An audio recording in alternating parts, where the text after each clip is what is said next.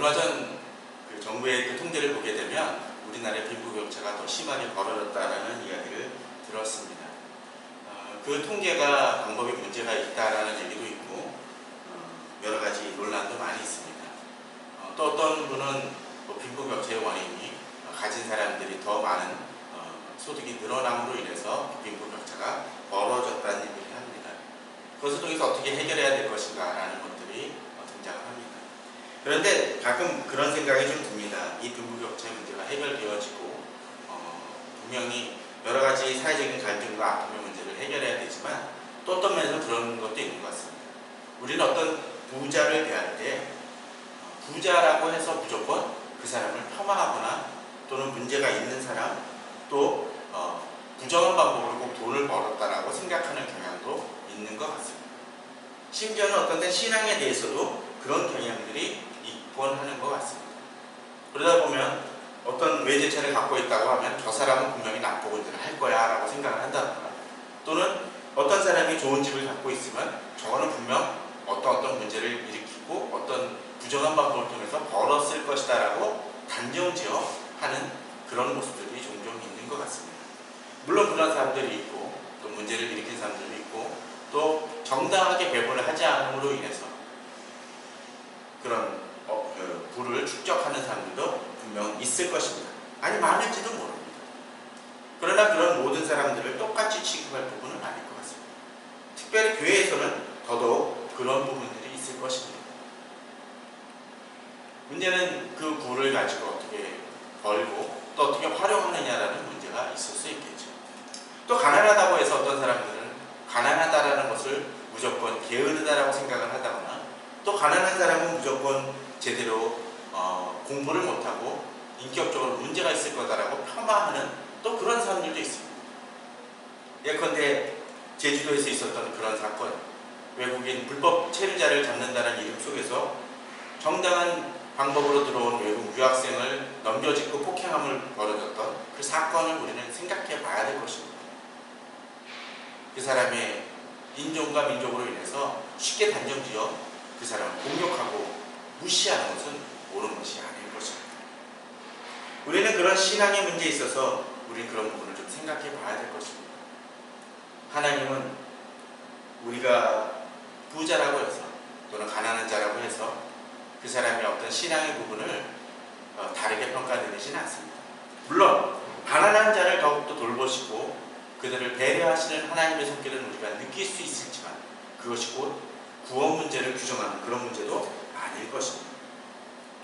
오늘 본문을 보게 되면 엘리사에게 나타난 두 여인의 모습이 등장합니다. 이 두 여인은 사실 각각의 단독적인 사건이지만 이 사건을 곰곰이 살피다 보면 이 여인의 모습은 하나님 앞에 신실했었고 또 신실했지만 또 그들이 어려움을 겪고 또 어떤 그 어려움 속에서 하나님이 응답하시는 그 장면이 등장을 합니다. 이 두 사건은 대부분 따로따로 설교가 되어지지만 저는 오늘 이 두 여인의 모습을 통해서 어떤 환경 속에서도 우리를 도우시고 이끄시는 하나님의 손길을 생각해 보았으면 합니다. 특별히 이런 것이죠. 어떤 사람들이 어떤 음식점에 가가지고 중국집에 가더라도 어떤 사람은 짜장면을 시키고 어떤 사람은 짬뽕을 시키고 어떤 사람은 볶음밥을 시키는 것처럼 각각 원하는 것이 다를 수 있고 또 종합병원에 들어갔었을 때 어느 사람은 환자로서 들어가는 건 맞지만 어떤 사람은 치과를 가고 어떤 사람은 내과를 가고 어떤 사람은 그 정형외과를 가는 것처럼 사람들의 어려움과 또 여러 가지 환경에 따라서 그 사람이 받는 치료와 응답은 달라지는 것처럼 하나님께서 우리에게 역사하시는 은혜와 축복도 다를 수 있다는 것입니다. 어떤 사람들은 그것을 너무나 균일하게 바라봄을 통해서 다른 사람을 시기하거나 또는 다른 사람이 응답받는 것을 보고 왜 하나님은 내게 응답하시지 않는가라고 투정하는 경우들도 있습니다. 오늘 본문을 보게 되면 두 여인이 등장을 합니다. 어떤 여인입니까? 선지자의 제자들 중에 제자들의 아내 중에 한 여인이 등장을 합니다. 또 한 여인은 어떻습니까? 수넴 여인이 등장합니다. 이 여인이 두 여인은 사실 참 많이 다른 것 같습니다. 어떤 부분이 다를까요? 뭐 글자 그대로 빈부격차가 납니다. 그죠? 한 여인은 가진 것이 아무것도 없었어요. 기름 한 병 갖고 있었던 여인입니다. 그에 반해서 수넴 여인은 어떠했습니까? 상당히 넉넉한 삶을 사는 사람이었어요. 또 어떠했습니까? 한 여인은 남편을 잃었고 두 아이가 있었던 사람입니다. 또 한 여인은 어떻습니까? 이 여인은 남편은 있었지만 아이가 없었습니다. 또 한 여인은 어떻습니까? 선지자의 제자의 아내라는 것을 통해서 본다면 뭐 요새식으로 따지면 목회자의 가정이라고 얘기할 수가 있겠죠. 그에 반해서 어떤 한 여인은 어떻습니까? 그냥 성도였습니다. 그런데 그냥 성도가 아니죠. 목회자를 섬기는 열심을 가진 여인임을 보게 됩니다. 그렇게 보면 이 여인에게 있어서 공통점이 하나 작동합니다. 어떤 것입니까? 두 여인 모두 여러 가지 상황과 환경과 여러 가지 조건은 다를지 모르지만 모두 다 하나님을 경외했다는 것이죠. 물론 선지자의 아내라고 해서 무조건 하나님을 경외한 건 아니었을지 모르지만 하나님 앞에 나오고 엘리사에게 이것을 간구하는 것을 본다면 이 부분은 결코 이 여인도 하나님을 사랑하고 경외하는 여인임을 알 수 있습니다. 근데 이 여인들의 모습은 어떠했습니까? 두 여인 모두 하나님의 은혜를 경험합니다. 그들의 필요는 달랐습니다. 그러나 하나님은 그들의 소리를 들으시고 채우십니다. 또 재미난 것은 어떻습니까? 첫 번째 여인은 엘리사에게 나와서 어떠했습니까? 간구했습니다. 절박하게 간구했습니다. 그에 반해서 두 번째 여인은 어떠했습니까? 간구했습니까? 아닙니다. 오히려 엘리사가 게하시를 통해서 그의 필요를 찾았고 그의 필요를 찾아서 이렇게 응답해 주시겠다고 하니까 그럴 리 없다라고 얘기를 했었습니다. 물론 이거 꼭 불신이라고 말할 수 있는 부분은 아닐 것입니다. 그러나 어찌됐건 간에 하나님은 이 두 여인에게 베푸시는 방법과 또 응답에 하는 것은 전혀 달랐다는 것을 우리는 바라볼 수 있습니다. 제가 굳이 이런 얘기를 드리는 것 중에 하나님은 우리들에게 그러한 방법으로 역사하실 때가 있다라는 것이죠. 어떤 사람이 예컨대 복권을 받는 것이 꼭 하나님 응답은 아니죠. 예를 들자면 복권의 로또에 당첨이 돼가지고 기도를 했는데 너무 어려웠는데 20억이 당첨이 됐다고 쳐봅시다.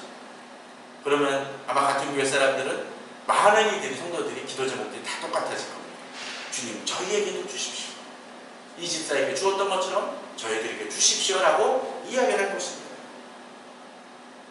그래서 그런 일이 벌어집니까? 아니죠. 한 주에 당첨되는 사람은 제한적이고 아무리 해도 또 그 사람들이 매주 한 교회에 계속적으로 동일하게 만약 200명이면 200명이 계속적으로 일어나는 일은 아마도 없을 것입니다. 그러나 하나님은 곰곰이 그들의 신앙을 바라보시면서 그들의 필요를 하나님의 방법으로 채워주십니다.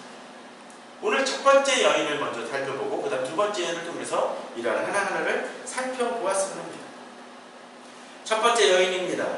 이 여인은 어떠했습니까? 선지자의 제자들의 아내 중에 한 여인이 엘리사에게 부르짖어 이르되 당신의 종 나의 남편이 이미 죽었는데 당신 종이 여호와를 경외한 줄을 당신이 아시는 바니이다. 그렇습니다. 이 여인에게 어떤 일이 벌어집니까? 남편이 이미 죽었다고 되어 있습니다. 시간이 어느 정도 지났던 모양입니다. 그런데 어떡하냐? 두 아이가 있었는데 빚이 있어서 이 아이를 데려다가 어떡합니까? 종을 삼고자 합니다. 요새식으로 따지면 사채업자가 와가지고 데려가는 것이죠. 신체 포기 각서를 통해서 어디 팔아먹는 그런 모습입니다. 부모로서 그런 것만큼 가슴 아픈 일이 어디 있겠습니까? 더더군다나 이 여인의 마음은 어떻습니까? 남편이 선지자의 제자로서 열심히 살았습니다. 그런데 하나님을 경외하고 그랬던 사람이 갑자기 죽고 맙니다. 자, 생각해 보십시오. 선지자 요새식으로 따지면 어느 전도사가 열심으로 또는 신학생이 열심으로 교회 봉사를 하고 힘썼습니다. 새벽기도 나오라고 나오고 또 교회에서 공사하라 그러면 파트타임에도 불구하고 주중에도 나가서 열심히 공사하고 힘썼습니다. 자기도 주먹까지 써버렸습니다. 그런데 어떤 일이 벌어집니까? 강도사가 되기도 전에, 목사가 되기도 전에 갑자기 죽고 맙니다. 주변에 보면 그런 가정들이 종종 봅니다. 안타깝습니다. 물론 목사나 강도사가 최고의 선택이라든지 뭐 최고의 경점은 아닐지언정 주님 앞에 열심히 배우고 노력했는데 제대로 설교도 한번 해보기 전에 여기도 보면 선지자의 제자들이라는 것을 보게 됩니다. 그가 제대로 사역을 해보기도 전에 죽음을 잃는 만큼 안타까운 일이 어디 있겠습니까? 그리고 그 고충을 누가 감당하게 됩니까? 그 아내입니다. 그 아내가 받는 고충은 너무나 클 것입니다. 더더군다나 매번 얘기를 드리지만 그 당시 과부라는 것은 어떤 것을 보여줍니까? 그 당시 빈곤층의 대표적인 세 가지가 어떤 것이라고요? 고아, 그 다음에 과부, 외부. 혼자서 자립하여 무언가를 할 수 없는 이들입니다. 자, 그렇게 된다 하면 이 세 가지 조건 중에, 세 가지 그 계층 중에 이 여인은 뭐가 됩니까? 과부이고 고아입니다. 아이들이 그렇다는 것이죠. 그럼 그것만큼 안타까운 일은 어떻겠어요? 근데 뭐까지 있어요? 재산이 있는 것도 아니어서 거기다가 빚까지 있었어요. 아마도 그럴 것 같아요. 지난번에도 보게 되면 선지자 엘리사의 그 선지를 보면 국 끓일 것도 제대로 없고 뭐 도끼도 제대로 없는 그런 모습들을 보게 됩니다. 자립해서 뭔가 지어야 될 상황이었습니다. 그랬는데 이제 빚까지 지는 상황 속에서 그 빚이 한두 푼이 아니었나 보죠? 두 아이를 데려다가 종을 삼을 정도가 됩니다. 얼마나 안타깝겠습니까? 절박하겠습니까? 하나님에 대한 원망도 있었을지도 모릅니다. 그렇기 때문에 이 여인은 어떡합니까? 엘리사에게 부르짖습니다. 당신의 종이 여호와를 경외한 줄을 당신이 아십니다. 그럴 때 우리들은 어떻게 해야 될까요? 이제 엘리사는 이 여인에게 응답합니다. 어떻게 행하나요? 내가 너를 위하여 어떻게 하리까? 내 집에 무엇이 있는지 내게 말하라. 그랬더니 어떤 일이 벌어지나요? 저 계집종의 집에는 기름 한 그릇 바에는 아무것도 없습니다. 정말 없는 집안입니다. 그랬더니 엘리사가 하는 것이 무엇입니까? 우리는 이미 잘 알고 있는 것처럼 모든 이웃에게 그릇을 빌리라. 빈 그릇을 빌리되 조금 빌리지 말고 너는 내 두 아들과 함께 들어가서 문을 닫고 그 모든 그릇에 기름을 부어서 차는 대로 옮겨 놓으라고 합니다. 독특한 방법이죠. 그리고 어떤 일이 벌어집니까? 여인이 물러가서 그의 두 아들과 함께 문을 닫은 후에 그들은 그릇을 그에게로 가져오고 그는 부었더니 그릇이 다 찼다. 1년만큼 다 찼다는 얘기를 하죠. 정말로 놀라운 방식으로 하나님께서 응답하시는 장면이 등장을 합니다. 근데 재미난 것은 7절입니다. 그 여인이 하나님의 사령에 나아가서 말하니 그가 이르되 너는 가서 기름을 팔아 빚을 갚고 남은 것으로 너와 내 두 아들이 생활하라 하였다라고 했습니다. 첫 번째 어떤 것이 해결이 됩니까? 빚의 문제가 해결이 되면서 여인이 간구하던 두 아들이 팔려가는 것을 막아줍니다. 해결이 되었죠. 근데 여기서 멈춥니까? 이제 생활할 수 있는 돈까지 오죠. 아마도 생활하라는 것으로 봐서는 또 기름이 아무리 있어도 뭐 요새처럼 뭐 기름 저장 탱크를 뭐 진짜 뭐 빌딩처럼 세워가지고 거기다 채우는 것은 분명 아닙니다. 뭐 저수지를 만들어서 거기를 채운 것도 아닙니다. 저 같으면 아마 그랬을 것 같아요. 욕조든 뭐 요새 그 조그만 빌라들 가보면은 노란색 그 물탱크 있듯이 거기다 빌려가지고 채울 것 같아요. 그러지는 않았습니다. 그러나 분명한 건 있습니다. 어떻게? 그들이 생활할 수 있는 일. 물론 이게 아마 평생 살 그 정도는 아니었을 것 같습니다. 아무리 봐도. 그러나 이제 생활하면 출발할 수 있는 기틀을 마련해 주었다는 거죠. 하나님 종종 우리들이 그렇게 역사하실 때가 있는 것 같습니다. 우리는 우리의 문제를 갈구하며 주님 앞에 기도하지만 하나님은 우리가 갈구하며 지금 해결하고자 하는 가장 긴박한 문제를 해결해 주시는 것만이 아니라 그 정도를 넘어서 우리의 일용할 양식을 채워주시는 하나님의 모습을 우리는 발견합니다. 저는 우리 성도님들의 문제에 하나님께서 그렇게 역사해 주실 것을 믿습니다. 어떤 때 어렵고 힘들 때 하나님 우리에게 그렇게 은혜를 베푸십니다. 물론 어떤 때는 그런 은혜를 경험하지 못해서 답답하고 힘들어하는 분들도 있을지 모릅니다. 그러나 하나님은 비록 그 선지자의 아내의 남편이 죽는 것은 막지 않으셨지만 그 남편이 죽은 이후에 벌어지는 일들에 대해서 하나님께서 해결해 주시고 응답해 주시는 은혜를 베풀어 주십니다. 비록 내가 생각하는 어쩌면 그 여인이 어쩌면 남편이 죽게 되었을 때 기도하며 하나님 살려달라고 얘기했을지 모르지만 그 기도에 대해서 하나님은 응답하시지 않으셨을지 모르지만 하나님은 또 다른 방법으로 이 여인에게 은혜를 베푸심을 우리는 목도하게 됩니다. 그럴 수 있습니다. 비록 내가 생각하는 방식이 아니라 어떤 때는 그 기도는 들어주시지 않고 또 그로 인해서 발생되어진 문제에 대해서는 또 해결해 주시는 하나님을 경험할 수 있을 것입니다. 한 가지 한 가지 우리가 기도하면서 하나님 응답하시는 방법을 바랍니다. 그 여인은 이렇게 하나님께서 응답해 주실 것은 생각지 못했을 것입니다. 그러나 하나님은 응답하십니다. 풀어주십니다. 이제 저는 두 번째 여인에게 가기를 원합니다. 이 아이는 첫 번째 선지자의 아내하고는 완전히 상반된 모습을 보여줍니다. 그렇죠? 선지자의 아내는 아니었습니다. 그에 반해서 이 여인은 그래도 많은 종을 거느리고 또 여러 가지 어느 정도 부를 누렸던 사람인 것 같습니다. 그리고 보게 되면 어떻게 되어 있나요? 8절에 거기에 한 귀한 여인이라고 되어 있습니다. 신분적으로도 아무래도 차이가 있는 것 같죠. 가끔 그런 경우 있죠. 어느 교회 가면 어느 특정한 지역에 그 교회를 가면 그 지역에는 그 지역의 그 여자 집사님들 보통 어떻습니까? 뭐 장관 부인이거나 어느 재벌의 어떤 임원의 무슨 아내이거나 뭐 의사라든지 의사의 적이라든지 그런 경우들 많이 봅니다. 그런 특정한 지역들이 있어요. 그분들은 스타일이 좀 다릅니다.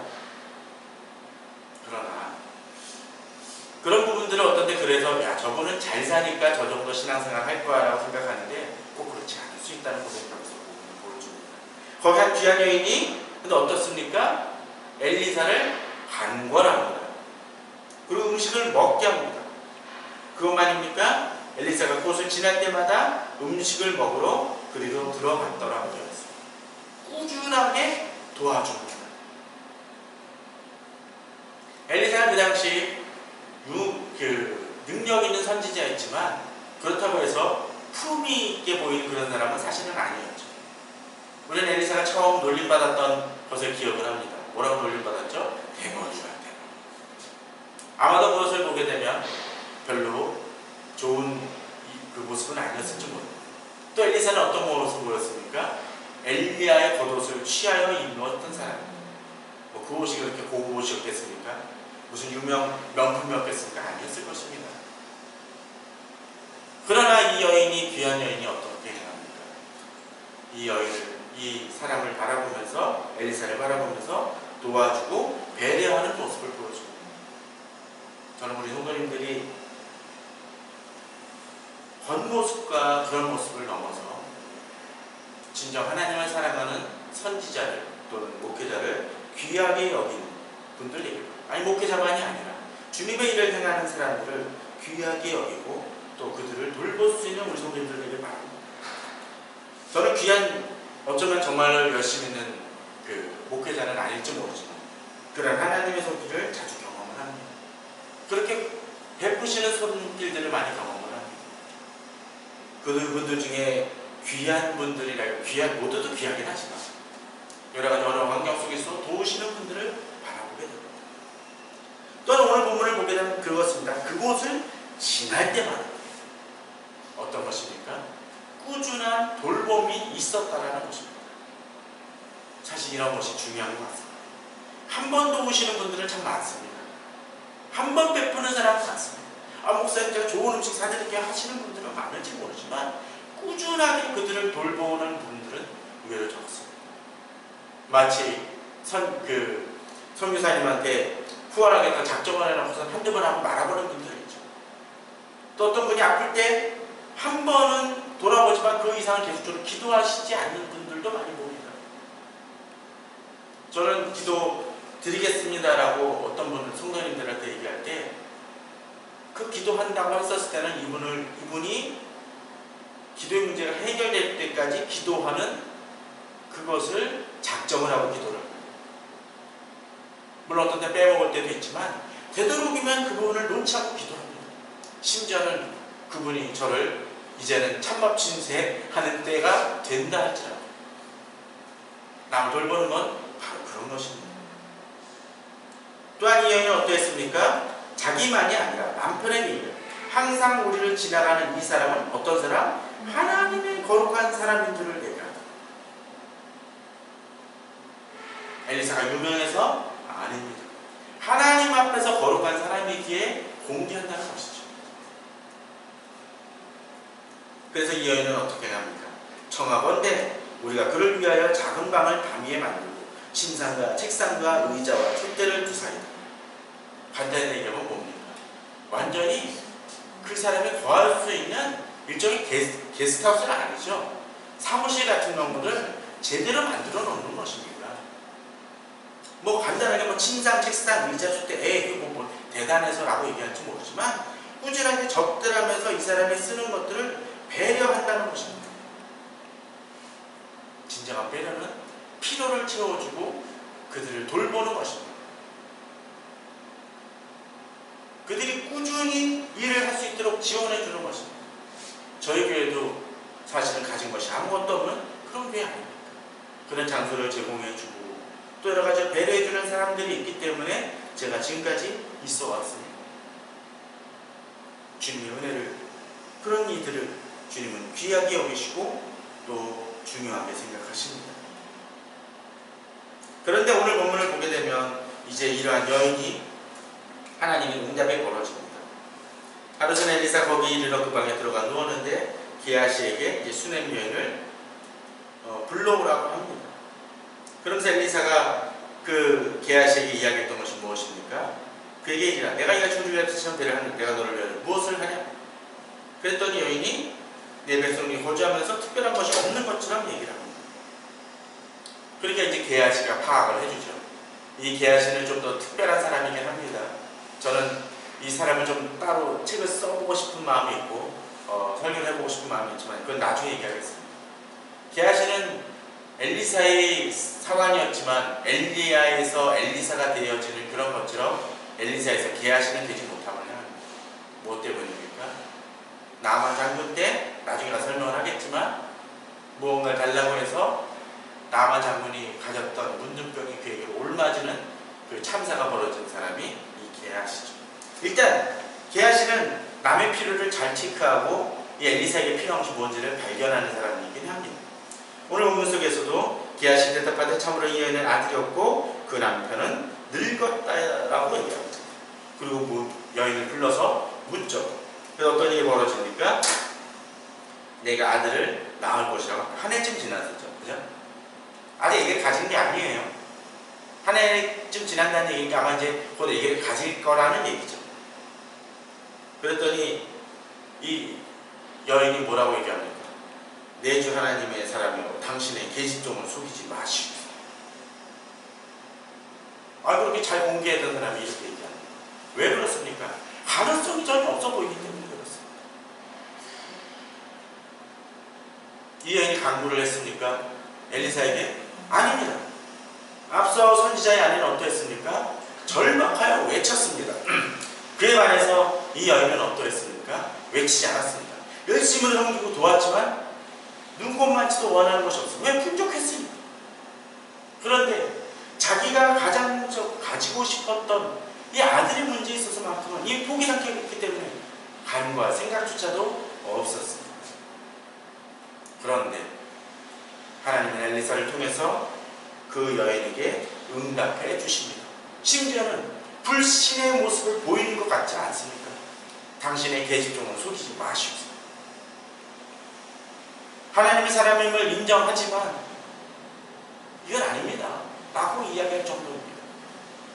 그런데 하나님은 이 여인의 태도와 이 여인이 그 마음에 갖고 있는 그 불신이라고 말하기는 의심 같은 그런 문제에 있어서도 하나님은 그럼에도 불구하고 이 여인에게 응답하십니다.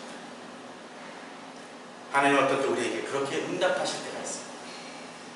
나의 절박한 기도 제목이지만 도저히 이루어질 수 없을 것 같기 때문에 포기하고 기도할 것조차도 기도하고자 하는 의지조차 상실되었을 때조차도 하나님 우리의 기도를 우리의 필요를 아시고 응답해 주실 때가 있다는 것을 우리는 기억해야 합니다.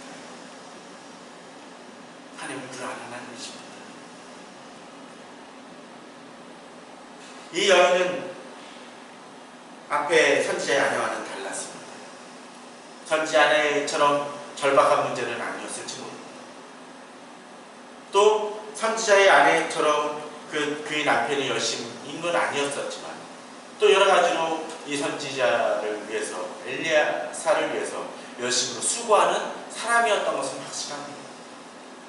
둘 다 환경은 달랐고 상황도 달랐고 하나님께 접근하는 방법도 달랐지만 하나님은 이 두 여인에게 각각의 필요를 채워주시는 작업을 한 번은 절박한 기도로, 한 명은 그렇게 기도하진 않지만 그 마음의 내면 속에 숨겨져 있는 그 기도를 생각하시고 그 간구를 생각하시고 들어주시는 하나님의 모습을 우리는 발견합니다.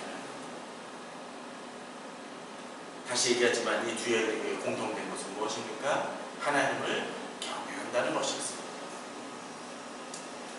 저는 우리 성도님들이 이 설교를 들으시는 우리 성도님들의 사정을 다 알지 못합니다. 또 각각의 사정을 다 다를 것이라고 생각이 들었습니다. 환경도 다를 것이라고 생각이 들었습니다. 그러나 분명한 것이 하나 있습니다. 무엇입니까? 하나님이 우리 성도님들을 기억하시고 그 기도에 응답하실 것이라는 것입니다. 문제는 무엇입니까?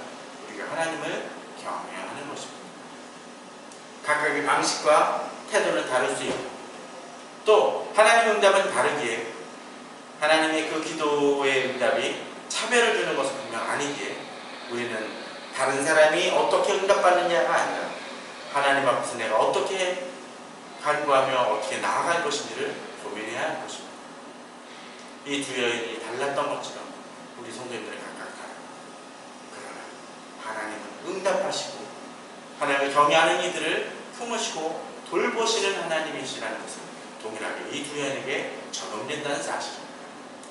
그러한 믿음으로 오늘도 나아가시고 신실하게 주님을 바라보며 믿음으로 경주하시는 우리 성도님들 되시기를 주님의 이름으로 축원합니다. 다 같이 기도하시겠습니다.